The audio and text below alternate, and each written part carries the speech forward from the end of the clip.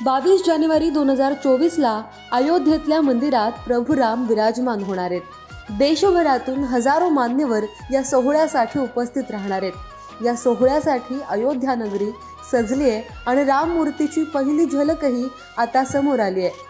त्यानंतर मूर्तिकार अरुण योगीराज यांच्यावर कौतुकाचा वर्षाव होताना दिसतोय। त्यांच्या आईनेही माध्यमांशी बोलताना भावनिक करणारी प्रतिक्रिया दिली आहे। अरुण योगीराज यांच्या आई सरस्वती यांनी आपल्या मुलाने बनवलेली मूर्ती श्रीराम मंदिरात विराजमान होणार असल्यानं आनंद व्यक्त केलाय। त्या म्हणाल्या की आमच्यासाठी हा सर्वात मोठा आनंदाचा क्षण आहे। मला ती मूर्ती घडताना पाहायची होती, पण तो मला म्हणाला की शेवटच्या दिवशी घेऊन जाईन। आता मी प्रतिष्ठापनेच्या दिवशी ती मूर्ती नीट पाहीन। गेली 6 महिने तो अयोध्येतच आहे।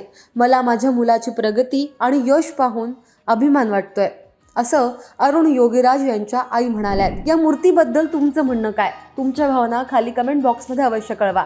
पाहत रहा लोकमत।